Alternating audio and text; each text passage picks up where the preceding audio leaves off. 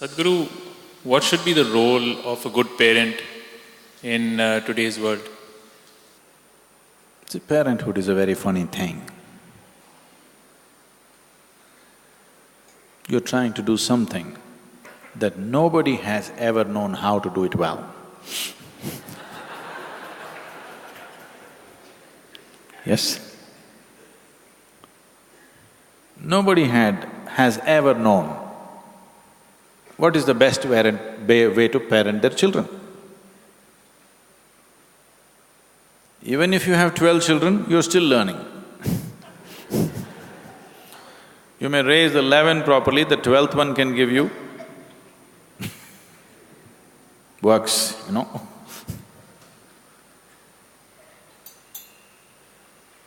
So, but you want to do your best.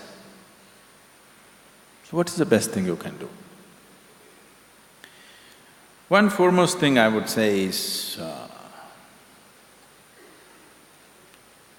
first thing is to work upon yourself a little bit. Spend sufficient time with yourself. Look at yourself carefully.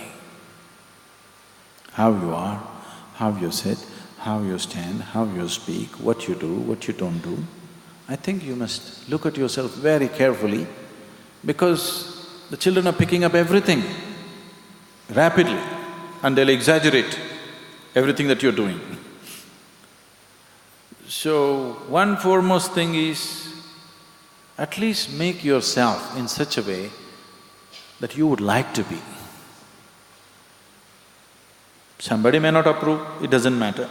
At least you made yourself in such a way that you like the way you are. At least that much you must do. Maybe you cannot raise to somebody else's standards. We don't know what kind of standards they set for you. But at least you must become the way you like it, the way you are. That is a must. But that will only create the necessary ambience. It still doesn't make you necessarily a good parent, but it creates the necessary ambience. But creating the necessary ambience is a large part of parenthood, large part. If you create the right kind of atmosphere of a certain sense of joy and love and care and discipline for yourself and your home atmosphere, generally they grow up. Of course, you want to provide opportunities for them. Each one of us can provide opportunities only to the extent it's available to us, isn't it? Yes? You cannot provide an opportunity for which you don't have access. You'll always do according to your limitations. I'm sure in that area you'll do your best, but the important thing is what kind of human beings or brats you raise. For that, what kind of human being are you is an extremely important part of raising children. So, if your wife became pregnant, it's time for transformation, for you. Because now, another life is coming in. You yourself are the way you don't like yourself to be. Definitely, one more need not go that way, isn't it? So, becoming conscious of what we are doing is extremely important. What should we teach? What we should do? I think one important thing that you should teach your children is that they learn to question everything, but not with suspicion, with a genuine wanting to know. Questioning can become a very sick thing or a very healthy process. People question because they already suspect everything is evil. This is a sickness. But the basic purpose of a question is an instrument which helps you to dig a little deeper than where you are, isn't it so? Yes? Question is essentially an instrument with which you can dig a little deeper. That's the purpose of a question.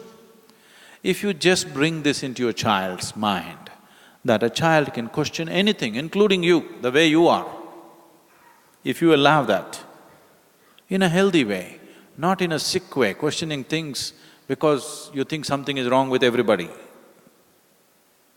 If you bring this, the child is constantly exercising his intelligence. This will not ensure whether he's going to become a doctor, engineer, this, that, but one thing is clear, his intelligence is active.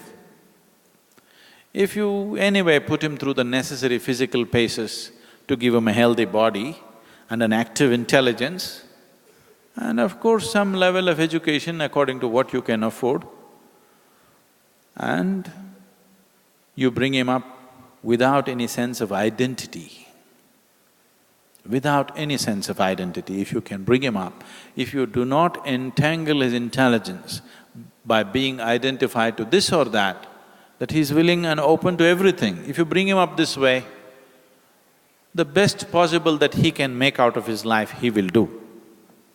He may not become like somebody else, but he will grow to his maximum potential.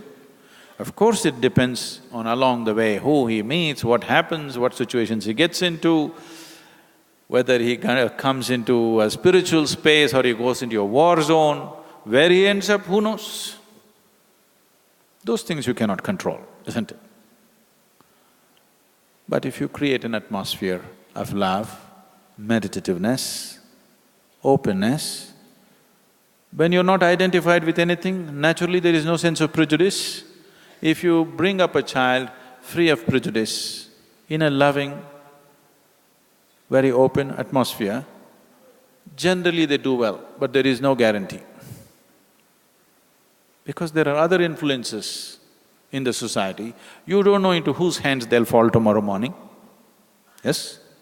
You may be doing your best, tomorrow morning into whose hands your child will fall. There is no insurance or guarantee. That's a risk that you're taking, always. But the only thing is, did you do your best or not? That's all there is to life.